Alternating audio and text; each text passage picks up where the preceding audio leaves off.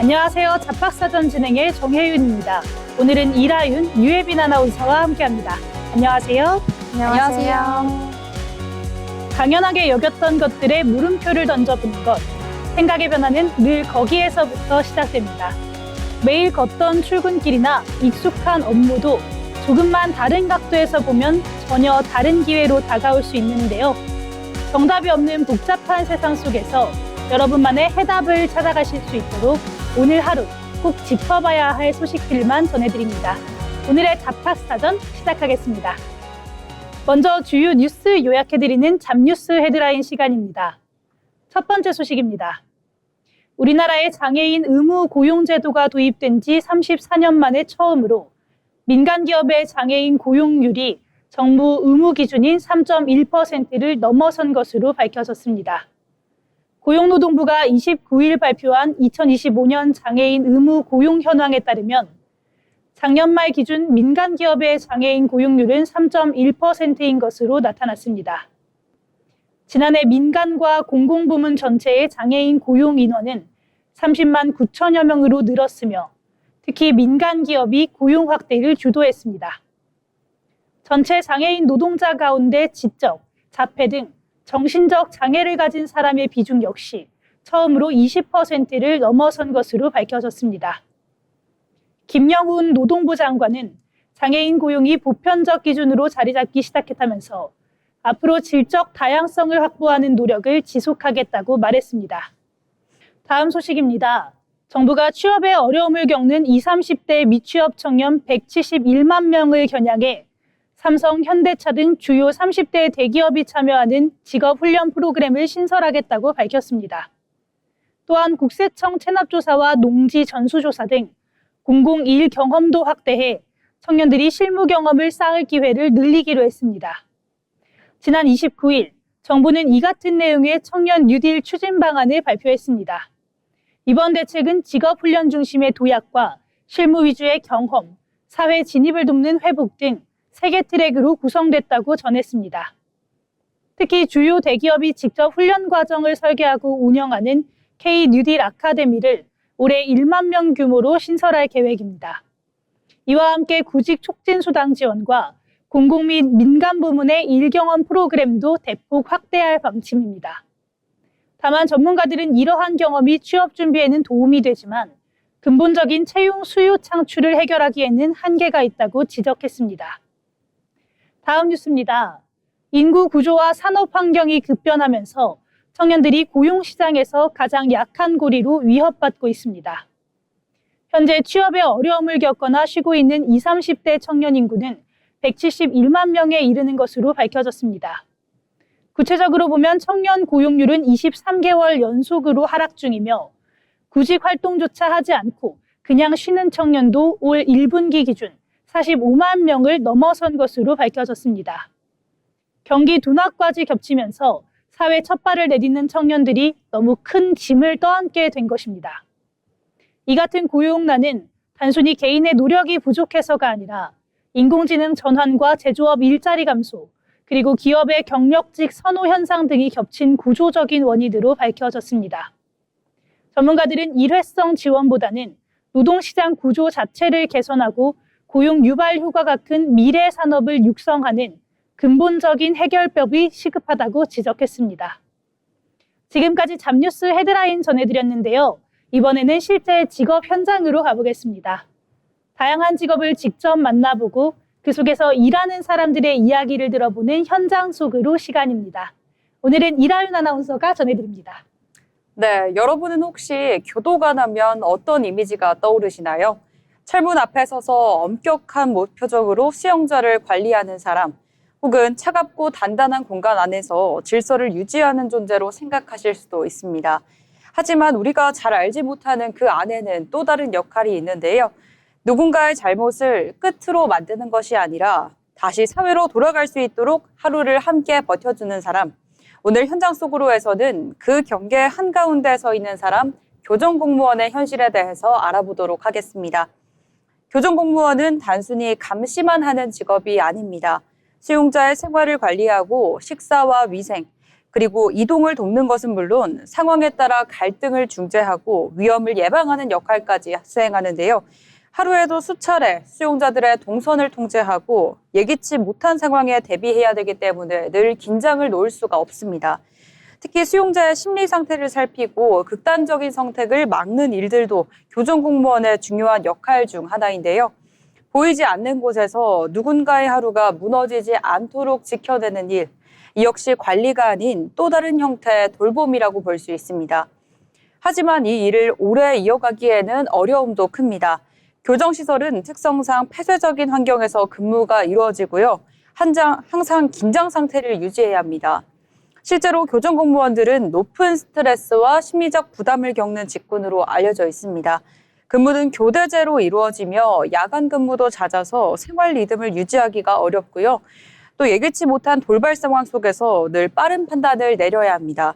또한 수용자와의 관계 속에서 감정을 통제해야 하는 순간들이 너무나 많습니다. 누군가의 잘못을 마주하면서도 그 사람의 다음을 생각해야 하는 일, 그 무게는 결코 가볍지 않습니다.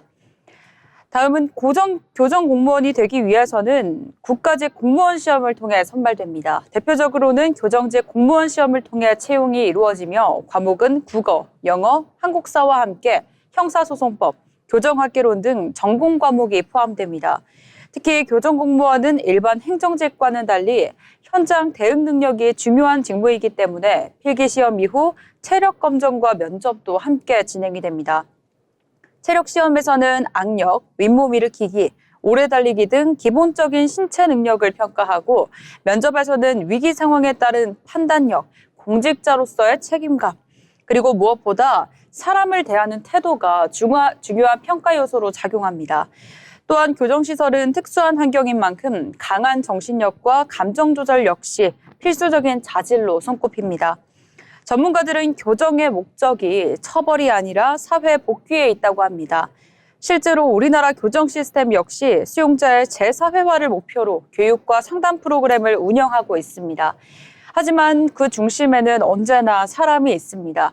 제도가 아무리 갖추어져도 현장에서 일을 시행하는 것은 늘 교정 공무원이기 때문입니다. 누군가는 경계를 지키고 있어야 사회가 안전해집니다. 그리고 그 경계는 단순한 철문이 아니라 사람의 책임과 선택 위에 세워져 있습니다. 오늘도 보이지 않는 곳에서 질서와 회복을 지키는 사람들, 지금까지 현장 속으로였습니다. 네, 범죄에 대한 처벌만큼이나 중요한 것이 다시는 같은 실수를 반복하지 않도록 이끄는 과정일 텐데요. 이 세상의 시선이 닿지 않는 닫힌 공간에서 우리 사회의 안전과 누군가의 내일을 지켜내는 교정 공무원들의 노고를 다시 한번 생각해 보게 됩니다. 지금까지 현장 속으로였습니다. 다음은 지금 바로 활용할 수 있는 실질적인 취업 정보를 전해드리는 오늘의 잡정보 시간입니다. 오늘은 유예빈 아나운서가 전해드립니다. 네, 요즘 청년 고용시장 상황 한마디로 굉장히 쉽지 않습니다. 취업 자체도 어렵기도 하고요. 여기에 좋은 일자리는 점점 줄어들고 또 진입 과정까지 점점 더 까다로워지고 있는데요. 이른바 청년들이 취업 삼중고를 겪고 있다는 분석이 나오고 있는 요즘입니다. 이런 흐름 속에서 취업 준비를 어디서부터 어떻게 해야 할지 막막함을 느끼시는 분들 많으실 텐데요. 그래서 정부가 내놓은 정책이 바로 청년 뉴딜 정책입니다. 이번 정책은 크게 세 가지로 나뉘게 되는데요. 직무 역량을 키우는 교육이 있습니다. 두 번째로는 실무 경험을 쌓는 경험이 준비되어 있고요. 그리고 마지막으로 다시 취업을 준비할 수 있도록 돕는 회복이 있습니다.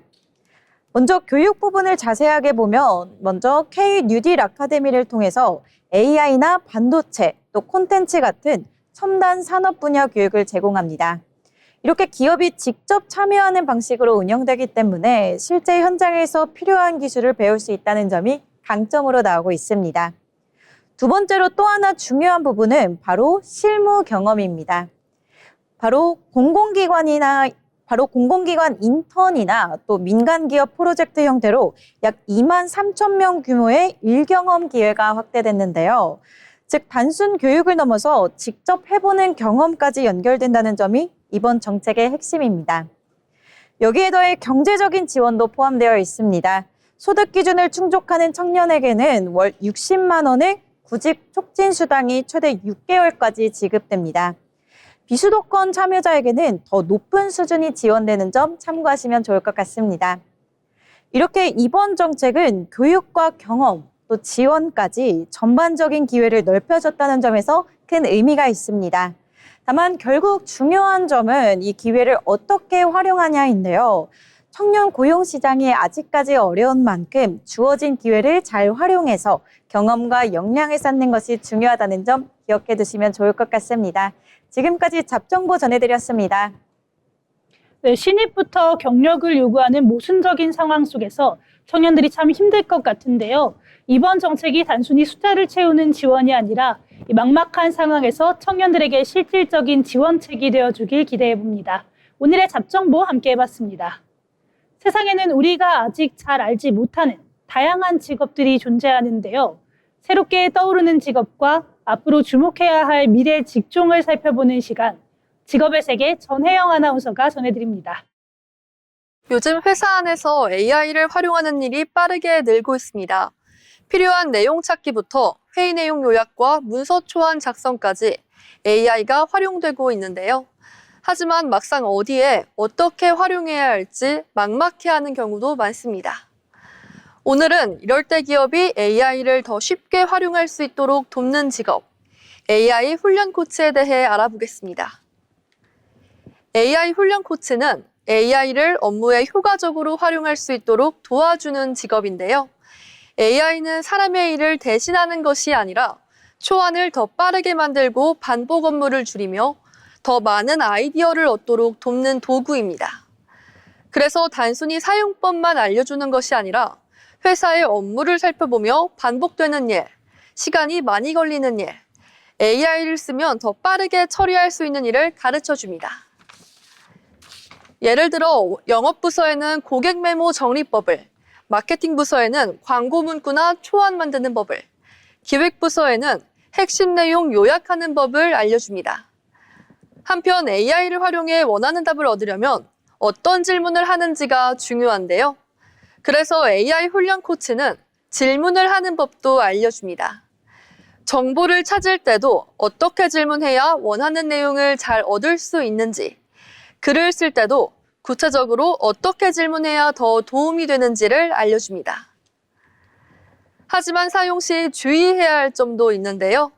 중요한 고객 정보나 회사 내부 자료를 함부로 입력하면 안 되고 AI가 만든 답도 사람이 꼭 재확인해야 합니다. AI를 사용하는 기업은 늘고 있지만 제대로 활용하는 곳은 많지 않습니다.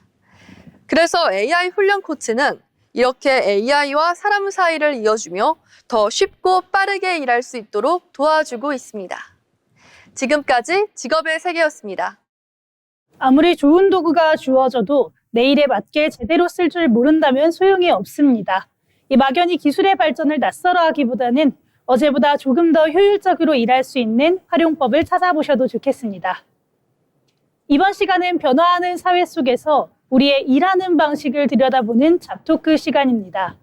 우리가 매일 쓰는 스마트폰 하나면 음식 배달부터 청소, 대리운전까지 안 되는 게 없는 아주 편리한 세상인데요. 비가 오나 눈이 오나 골목을 누비며 땀 흘리는 자영업자와 또 플랫폼 노동자들의 보이지 않는 수고가 깃들어 있습니다. 그런데 이분들이 육체적인 피로보다 더 견디기 힘들어하는 것이 바로 심리적인 감정 노동이라고 하는데요. 이 별점 하나, 리뷰 한 줄에 생계가 휘청이다 보니 일부 고객의 무리한 요구와 폭언 앞에서도 그저 죄송하다고 고개를 숙일 수밖에 없습니다. 내 잘못이 아닌데도 무조건 사과해야 하는 억울한 상황이 하루에도 몇 번씩 벌어진다고 하는데요. 이 소비자의 권리라는 이름으로 포장된 갑질, 과연 이대로 묵묵하게 감내하는 것이 맞을까요? 나연 아나운서, 상황이 어느 정도로 심각한가요? 네, 사실 자영업자와 플랫폼 노동자들에게는 별점과 리뷰가 단순한 평가가 아니라 생명줄과도 같습니다. 별점이 조금만 떨어져도 앱 화면에서 노출 순위가 밀리게 되고요. 이는 당장 내일의 수입 감소로 직결됩니다. 상황이 이렇다 보니 음식을 다 먹고 환불을 요구하거나 규정이 없는 무리한 심부름을 시켜도 단호하게 거절하기가 참 어렵습니다. 거절하는 순간 곧바로 악성 리뷰가 달리고 벌점 테러를 하는 이 특성상 안 좋은 소문이 날까봐 손해를 감수하고 고개를 숙이게 되는데요. 나와 계약을 맺은 직장의 상사보다 내 가게에 별점을 매기는 익명의 소비자가 훨씬 더 무섭고 또 절대적인 권력을 쥐게 된 셈입니다. 노동자를 방어할 수 있는 수단이 전혀 없는 기울어진 운동장에서 일방적인 감정 노동을 지금 강요받고 있습니다. 이분들에게는 별점과 리뷰가 사실 생명줄이 되다 보니까 이 부당한 요구 앞에서도 자신을 방어할 수 있는 수단이 없다라는 것이 참 안타까운데요. 절대적인 권력이 된 이 별점 시스템이 감정 노동을 극단으로 몰아가고 있는 것 같습니다. 예빈 아나운서, 이렇게 일방적이고 폭력적이라고 할 수 있는 감정 노동이 또 이런 일하는 사람들에게 어떤 영향을 미칠까요? 네, 여기서 가장 큰 문제는 일하는 사람의 마음이 서서히 그리고 깊게 무너진다는 점입니다. 부당한 상황에서도 화를 내지 못하거나 또 억울함을 호소하지 못하고 마음에 꾹꾹 눌러 담아야만 하는데요.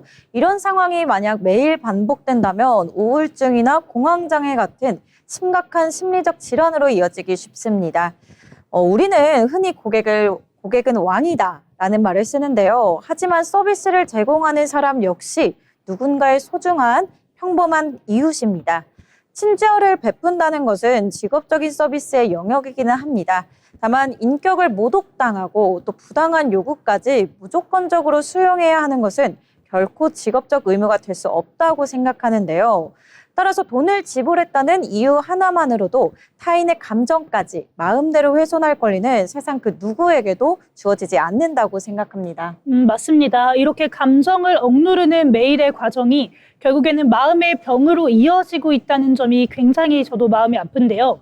이렇게 인격을 훼손당하면서까지 감내해야 하는 노동은 세상에 없다. 이 말에 정말 공감을 합니다.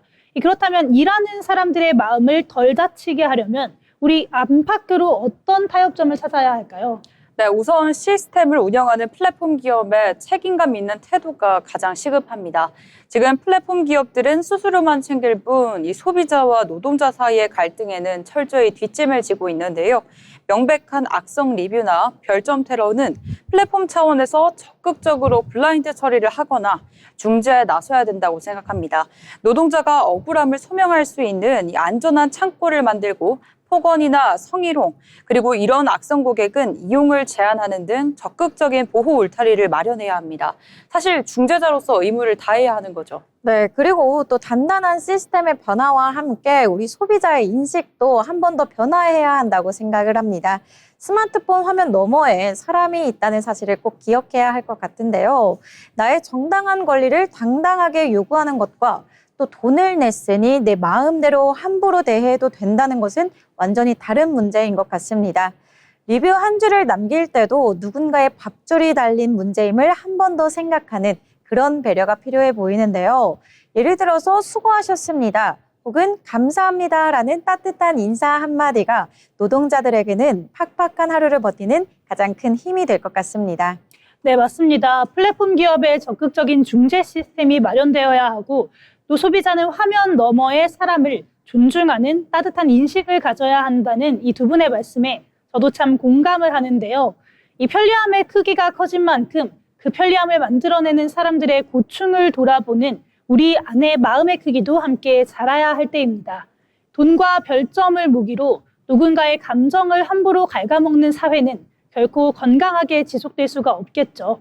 내가 무심코 던진 날선 한마디가 누군가에게는 생계를 흔드는 위협이 될 수 있음을, 또 나의 배려가 그들의 하루를 따뜻하게 지켜낼 수 있음을 기억했으면 좋겠습니다. 이 서로를 존중하는 사회가 되기를 바라며 오늘 잡토크는 여기서 마치도록 하겠습니다.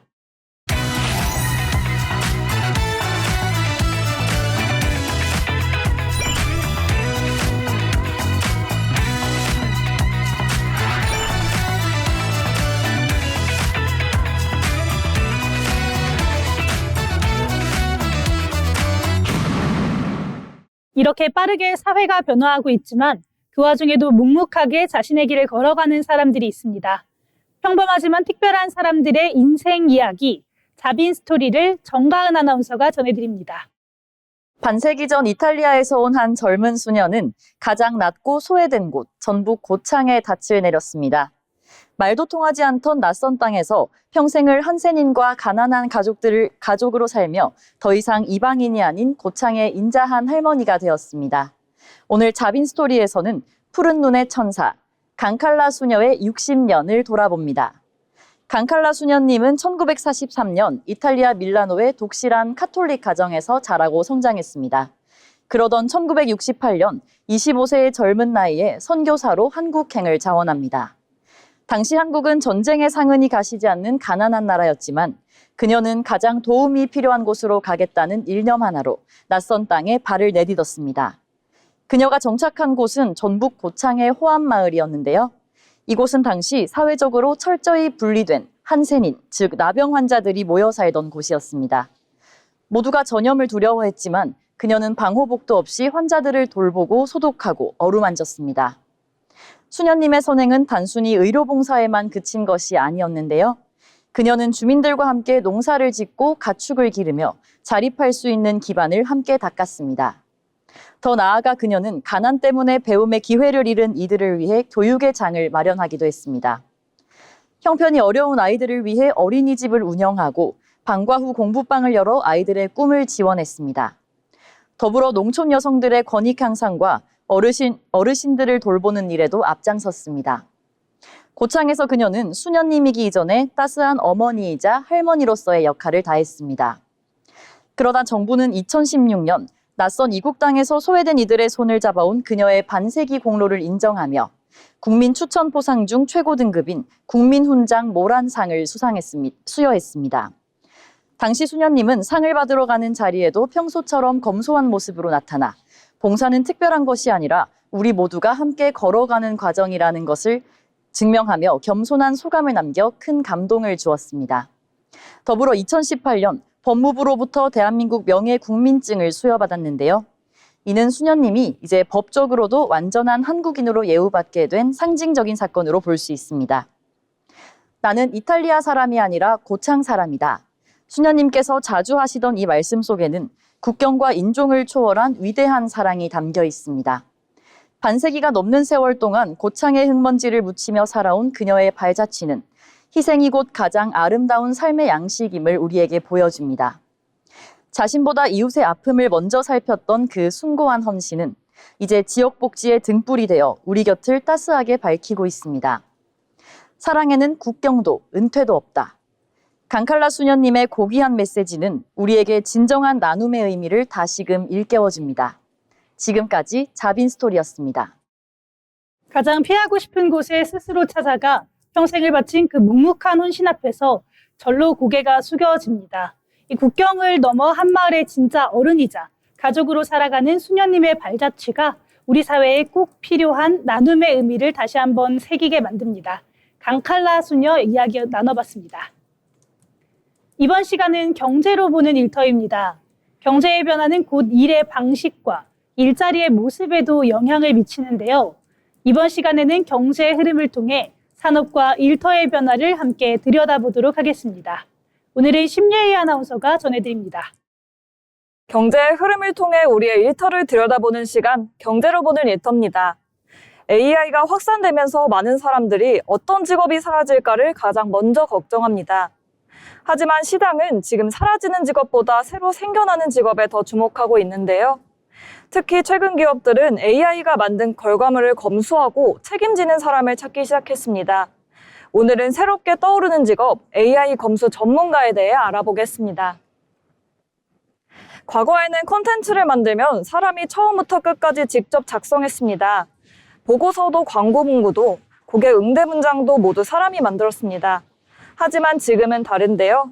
AI가 초안을 만들고 사람은 그것을 수정하고 판단하는 구조로 바뀌고 있습니다. 즉, 직접 생산하던 시대에서 AI 결과물을 관리하는 시대로 넘어가고 있습니다. 문제는 AI가 항상 정답만 말하지는 않는다는 점인데요. 틀린 정보를 사실처럼 말하거나 부적절한 표현을 쓰거나 기업 이미지에 맞지 않는 문장을 만들기도 합니다. 그래서 기업들은 AI가 만든 결과물을 그냥 쓰지 않습니다. 사실 여부를 확인하고 문장을 다듬고 법적, 윤리적 문제까지 점검하는 사람이 반드시 필요해졌는데요. 이 역할이 바로 AI 검수 전문가입니다. AI 검수 전문가는 쉽게 말해 AI의 최종 편집자이자 품질 관리자입니다. 챗봇 답변이 정확한지, 광고 문구가 브랜드에 맞는지, 보고서 내용에 오류가 없는지 확인하는 역할인데요. 특히 금융, 의료, 언론처럼 신뢰가 중요한 산업일수록 수요가 빠르게 늘고 있습니다.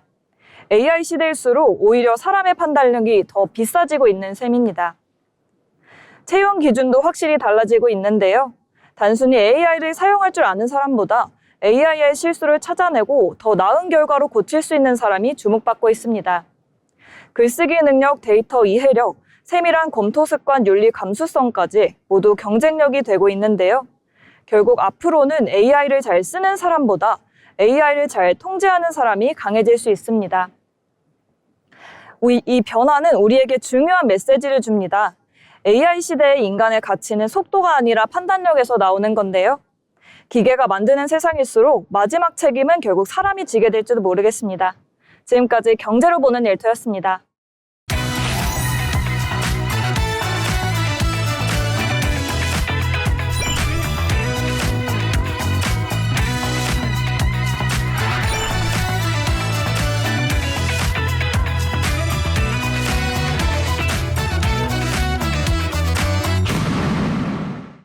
이번 시간은 데이터로 본 일터, 잡 이슈 시간입니다. 통계와 데이터를 통해 요즘 노동시장에서 나타나는 변화를 살펴보는 시간인데요. 나연 아나운서, 오늘은 어떤 이야기를 나눠볼까요? 네, 여러분은 회사에서 가장 많이 듣는 말이 뭐라고 생각하신가요? 이거 언제까지 가능해요? 왜 아직 안 됐어요? 혹은 수고하셨습니다 같은 말일 수도 있겠죠. 사실 우리는 하루에도 수십 번씩 일터에서 말을 주고받는데요. 그런데 이 말투가 단순한 분위기 문제가 아니라 실제 성과까지 바꾼다는 데이터가 있습니다. 오늘 데이터로 본 일터에서는 말 한마디가 조직을 어떻게 바꾸는지 조금은 색다른 시선으로 들여다보겠습니다. 먼저 이 이야기부터 한번 해볼까요? 일 잘하는 팀은 뭐가 다를까? 이 질문에 대해 데이터로 찾은 연구가 있습니다. 구글이 진행한 프로젝트 아리스토텔레스라는 연구인데요. 수많은 팀을 분석한 결과 성과가 높은 팀의 공통점은 의외로 능력이나 스펙이 아니라 심리적인 안정감이었습니다. 즉, 이 말을 해도 괜찮을까? 이런 고민 없이 자유롭게 의견을 말할 수 있는 환경이죠. 심리적 안정감을 만드는 가장 직접적인 요인 중 하나가 바로 말투입니다. 저 정말 이 부분에 공감을 하는데요. 회의할 때 한 번이라도 그건 아닌 것 같은데요. 이런 말 들으면 그다음부터는 입을 딱 다물게 되더라고요. 말투 하나 때문에 아예 말을 안 하게 되는 상황이 생기는 것 같습니다. 네, 맞습니다. 결국 말투가 말할 수 있는 팀을 만들기도 하고요. 또 조용한 팀을 만들기도 하잖아요. 그럼 조금 더 구체적인 데이터가 궁금한데요. 좋은 말이 많다면 정말 성과가 좋아질까요? 네, 관련 연구가 있습니다. 미국 심리학자 존 고트맨 연구에 따르면 성과가 좋은 조직일수록 긍정적인 피드백과 부정적인 피드백의 비율이 약 5대 1로 나타났습니다. 즉, 부정적인 지적이 한 번 나오기 시작하면 긍정적인 피드백이 5번 이상은 함께 있어야 조직이 안정적으로 유지된다는 거죠. 네, 그런데 사실 현실에서는 거의 반대가 아닐까 싶은데요. 칭찬을 한 번도 못 듣고 또 지적만 계속 듣고 있는 경우도 사실 많잖아요. 네, 맞습니다. 실제로 부정적인 피드백이 많을수록 스트레스 증가, 이직 의도 상승으로 이어진다는 데이터가 있습니다. 네, 이렇게 능력이 뛰어난 인재를 모으는 것만큼이나 그들이 눈치 보지 않고 일을 할 수 있는 환경을 만들어주는 게 참 중요하다고 생각이 듭니다. 이 돈을 들이지 않고도 조직의 능력을 확실하게 끌어올릴 수 있는 강력한 도구가 바로 우리의 말투, 입 안에 있었다는 사실, 오늘 다시 한 번쯤 생각해 보시면 좋을 것 같습니다. 네, 그럼 다음으로 예빈 아나운서와는 어떤 이야기 한번 나눠볼까요? 네, 요즘 취업 준비하실 때 정보를 가장 어디서 많이 찾을까요? 먼저 혜윤 아나운서는 보통 정보를 찾을 때 어디로 찾아보세요? 사실 저는 아직까지도 네이버를 먼저 활용을 하는 것 같습니다. 네, 저는 유튜브요. 현직자 영상이나 아니면 브이로그들 많이 보게 되더라고요. 그렇죠. 바로 이런 차이가 데이터로도 확인됐습니다. 요즘 Z세대 구직자들은 취업 정보를 검색보다는 영상으로 찾는 흐름이 뚜렷하게 나타나고 있는데요. 실제로 조사 결과를 살펴보면 Z세대 구직자의 62%가 취업 정보 채널 1위로 유튜브를 선택했습니다. 네이버보다 이렇게 높다라는 게 완전히 흐름이 바뀌었다고 해석을 해도 될까요? 네, 맞습니다. 지금 자료를 보시면 네이버는 45%, 인스타그램이 29%, 구글이 24%로 나타났고요. 챗GPT 같은 AI도 17% 수준에 그쳤습니다. 네, 근데 왜 이렇게 영상이 더 선호되는 걸까요? 네, 분명한 이유도 있습니다. 취업 준비를 할 때 영상 콘텐츠를 선호한다는 응답이 49% 1위로 나왔는데요. 그 이유로는 정보 전달이 빠르고 또 이해하기 쉽다라는 이유가 70%로 가장 높게 나왔습니다.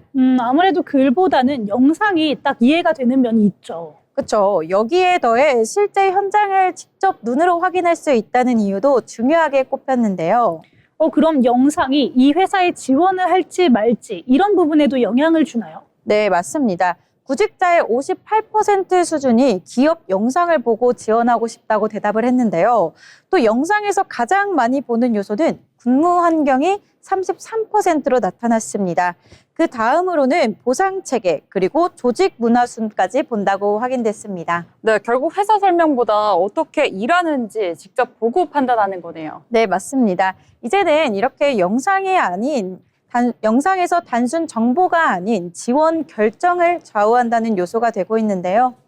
그렇다 보니까 좀 취업을 준비하는 방식도 완전하게 달라지고 있는 것 같습니다. 네, 맞습니다. 글보다 보는 게 더 필요한 시대가 된 것 같습니다. 맞습니다. 이제는 이렇게 정보를 찾는 것보다는 이해하는 방식이 더 중요해지고 있는 요즘입니다.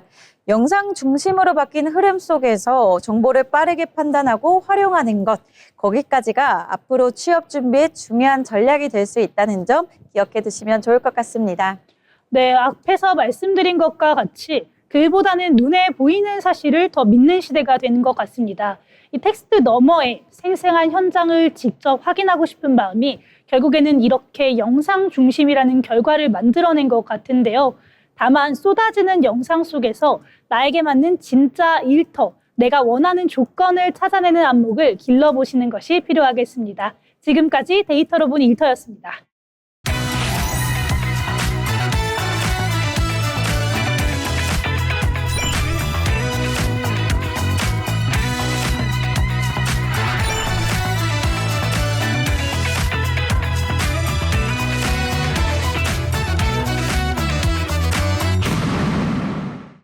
취업을 준비할 때 중요한 것 중 하나는 바로 기업을 제대로 이해하는 것입니다. 기업의 특징과 산업 트렌드를 살펴보는 시간, 기업사전, 기업을 알고 잡자. 이서영 아나운서가 준비했습니다. 기업을 깊이 있게 짚어보는 시간, 기업사전입니다. 오늘은 전기차 시대의 핵심 산업, 배터리 시장을 이끄는 대표 기업 LG 에너지솔루션을 살펴보겠습니다. 전기차 한 대의 가격과 성능, 그리고 주행거리까지 좌우하는 핵심 요소, 바로 배터리인데요. 이 배터리 기술을 기반으로 글로벌 시장에서 빠르게 입지를 확대하고 있는 기업입니다. LG 에너지솔루션은 리튬이온 배터리를 중심으로 전기차와 에너지 저장 장치, IT 기기용 배터리를 생산하는 기업입니다. 특히 전기차 배터리 분야에서는 글로벌 완성차 기업들과 협력하며 핵심 공급망 역할을 수행하고 있는데요. 배터리는 단순한 부품이 아니라 차량의 주행거리, 충전 속도, 안전성까지 좌우하는 전기차의 심장으로 불립니다. 이 때문에 완성차 업체 입장에서도 검증된 배터리 기업과의 협력이 무엇보다 중요한 요소로 작용하고 있습니다. LG 에너지솔루션의 경쟁력은 기술, 고객, 생산 이 세 가지로 정리할 수 있습니다. 먼저 기술력입니다. 고에너지 밀도 배터리와 열 안정성을 높인 설계 기술을 통해 안정성과 효율을 동시에 확보하고 있습니다. 두 번째는 고객 기반입니다. 글로벌 주요 완성차 기업들과 장기 공급 계약을 체결하며 안정적인 수요를 확보하고 있습니다. 세 번째는 생산 능력입니다. 미국과 유럽을 중심으로 현지 생산 공장을 확대하며 글로벌 공급망을 강화하고 있습니다. 이 세 가지 요소가 결합되면서 경쟁사 대비 높은 진입 장벽을 형성하고 있습니다. 배터리 산업은 전기차 시장 성장과 직결된 산업입니다. 각국 정부가 탄소 중립 정책을 추진하면서 내연기관 차량 규제를 강화하고 있고 이에 따라 전기차 전환 속도도 빨라지고 있습니다. 이 과정에서 배터리 수요는 중장기적으로 꾸준한 성장세가 예상됩니다. 다만 변수도 존재합니다. 리튬과 니켈 등 원자재 가격 변동, 그리고 글로벌 기업 간 경쟁 심화는 수익성에 영향을 줄 수 있는 요인입니다. LG 에너지 솔루션은 이러한 환경 속에서 세 가지 전략을 통해 성장을 이어가고 있습니다. 첫째, 북미 시장 공략입니다. 미국의 인플레이션 감축법, IRA 시행으로 현지 생산 기업에 유리한 환경이 조성되며 북미 투자를 확대하고 있습니다. 둘째, 차세대 배터리 개발입니다. 전고체 배터리와 같은 차세대 기술은 안정성과 성능을 동시에 개선할 수 있는 게임 체인저로 평가받고 있습니다. 셋째는 사업 다각화입니다. 전기차뿐 아니라 에너지 저장 장치, ESS 시장으로 영역을 확대하며 수익 구조를 다변화하고 있습니다. 글로벌 배터리 시장에서 LG 에너지 솔루션은 상위권을 점유하며 주요 플레이어로 자리 잡고 있습니다. 특히 완성차 업체들과의 협력을 기반으로 안정적인 공급망을 구축했다는 점에서 산업 내 입지가 견고합니다. 또한 기술 개발과 생산 확대를 동시에 추진하며 규모와 기술을 함께 키워가고 있다는 점도 강점으로 꼽힙니다. 자동차 산업의 중심이 내연기관에서 전기차로 이동하고 있는 지금, 배터리는 단순한 부품을 넘어 산업의 판도를 바꾸는 핵심 요소가 되고 있습니다. 그 변화의 중심에서 글로벌 시장의 무대로 경쟁하고 있는 기업 LG 에너지 솔루션. 앞으로 에너지 산업의 미래를 어떻게 만들어갈지 주목됩니다. 지금까지 기업사전이었습니다. 자동차의 심장이 엔진에서 배터리로 완벽하게 옮겨가고 있는 시대가 됐습니다. 단순한 부품 제조사를 넘어 글로벌 모빌리티 산업의 판도를 쥐고 있는 기업인 만큼 앞으로 어떤 차세대 기술로 시장의 주도권을 이끌어갈지 유심하게 지켜보시면 좋을 것 같습니다. 오늘의 기업사전 LG 에너지 솔루션이었습니다.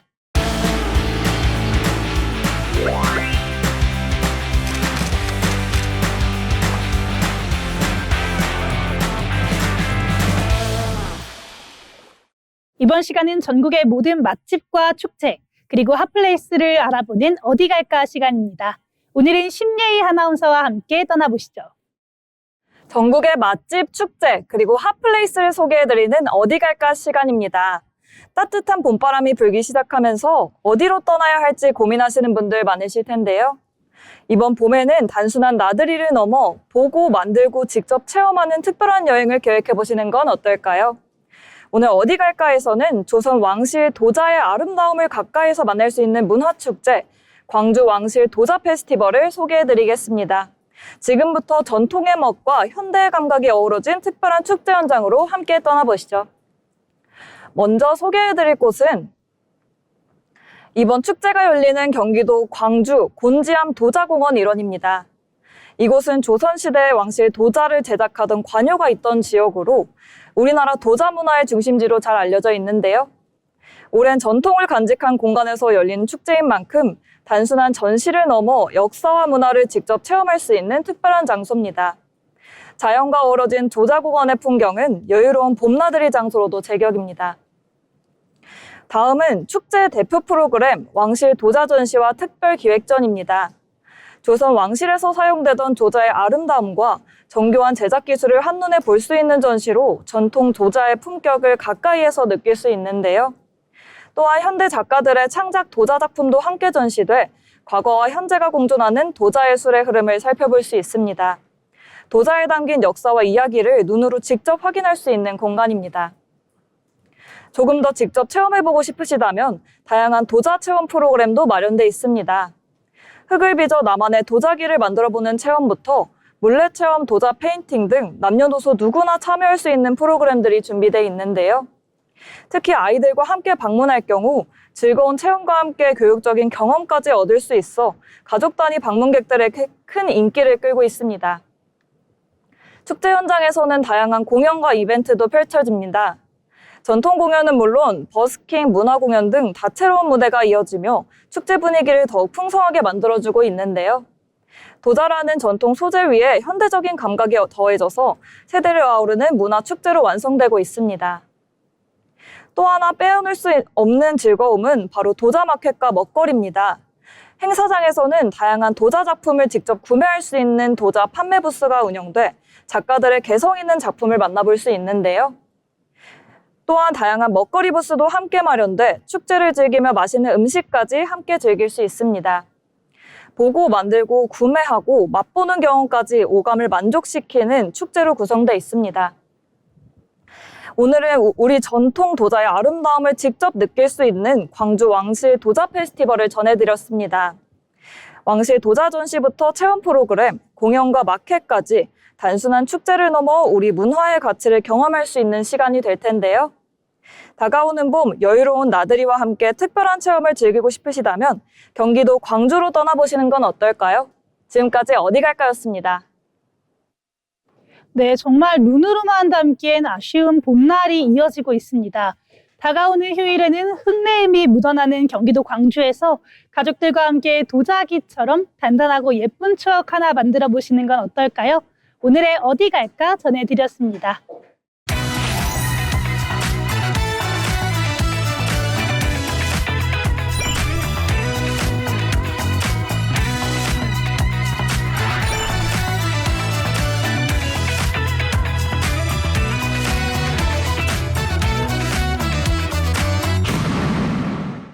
마지막으로 알아두면 도움이 되는 생활 정보를 전해드리는 알쓸정 시간입니다. 오늘은 최한솔 아나운서가 전해드립니다. 알아두면 쓸데있는 정보, 알쓸정 시간입니다. 프리랜서로 일하시다 보면 이런 고민 한 번쯤 해보셨을 겁니다. 지금처럼 3.3%대고 계속 일하는 게 맞을까? 아니면 개인 사업자를 내는 게 더 유리할까? 결론부터 말씀드리면 이 질문은 하나로 답하기가 어렵습니다.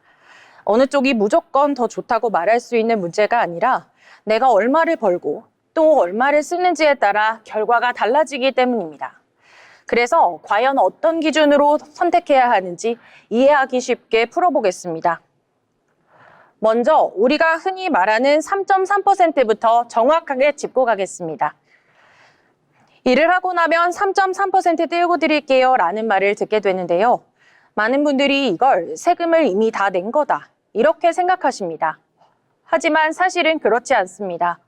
이 3.3%는 세금이 끝난 게 아닌 일부를 미리 떼어가는 원천징수입니다.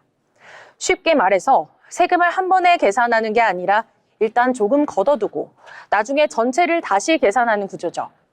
그래서 다음 해가 되면 1년 동안 번 소득을 모두 합쳐 세금을 다시 계산하게 되고 그 결과에 따라 더 내거나 돌려받게 됩니다. 여기서 중요한 포인트는 하나입니다. 세금은 단순히 번 돈이 아닌 일을 하면서 쓴 비용을 제외한 실제 소득을 기준으로 계산된다는 점입니다. 이제 여기서 3.3% 방식과 개인 사업자의 차이가 생깁니다. 먼저 3.3% 방식은 구조가 굉장히 단순한데요. 일할 때마다 일정 비율을 떼고 받으면 되고 별도로 복잡하게 정리하거나 장부를 관리할 필요도 거의 없습니다. 그래서 수입이 크지 않거나 일을 하면서 들어가는 비용이 거의 없는 경우에는 이 방식이 훨씬 편하고 효율적일 수 있습니다. 예를 들어 집에서 온라인 과외를 하거나 장비나 공간 비용이 거의 들지 않는 일을 하는 경우라면 굳이 사업자를 내서 관리까지 하는 것보다 3.3% 방식으로 유지하는 것이 오히려 부담이 적을 수 있습니다. 반대로 개인 사업자가 더 유리해지는 경우도 있습니다. 이건 언제냐면 일을 하면서 들어가는 비용이 점점 많아질 때입니다. 예를 들어 수업을 위해 교재를 만들고 장비를 구입하고 공간을 대여하는 경우처럼 지출이 계속 발생하는 상황이라면 이 비용들을 필요 경비로 인정받을 수 있는지가 굉장히 중요해집니다. 만약 비용 처리가 되지 않는다면 번 돈 전체를 기준으로 세금이 계산되지만 비용이 인정되면 그만큼을 제외한 금액, 즉 실제로 남은 소득 기준으로 세금이 계산되기 때문입니다. 이 차이는 생각보다 큽니다.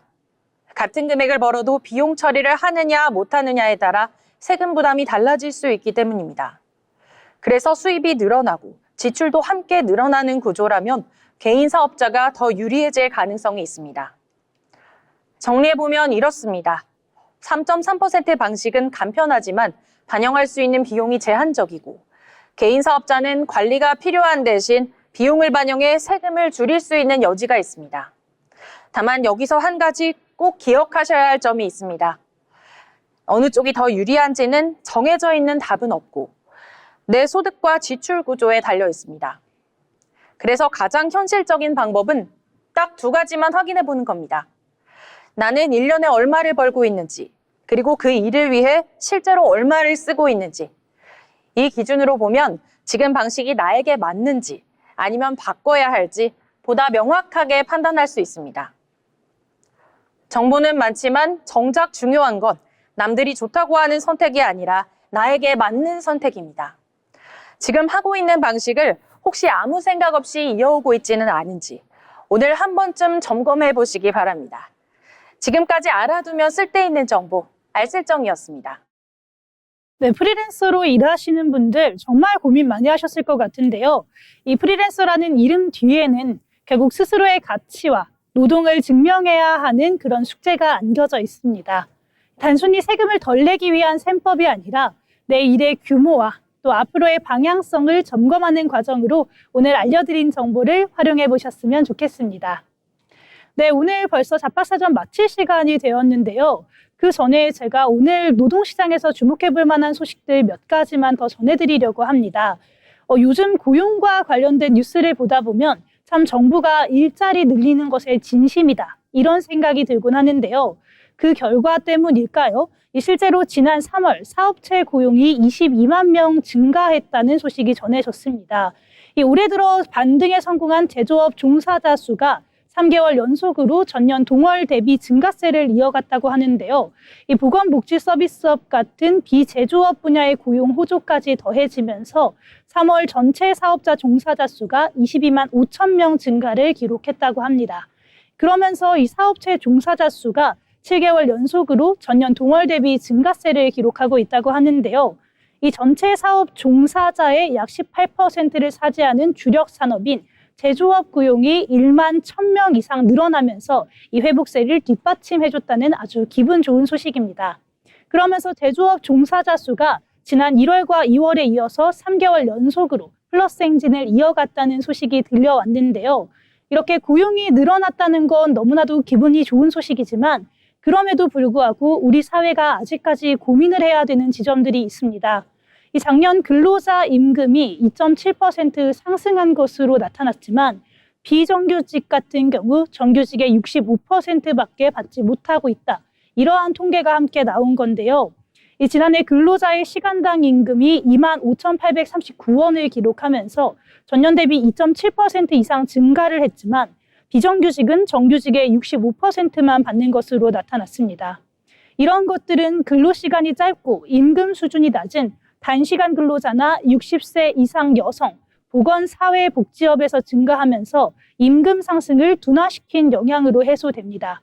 이런 부분들은 우리 사회가 아직까지 계속해서 고민해야 할 지점인 것 같습니다.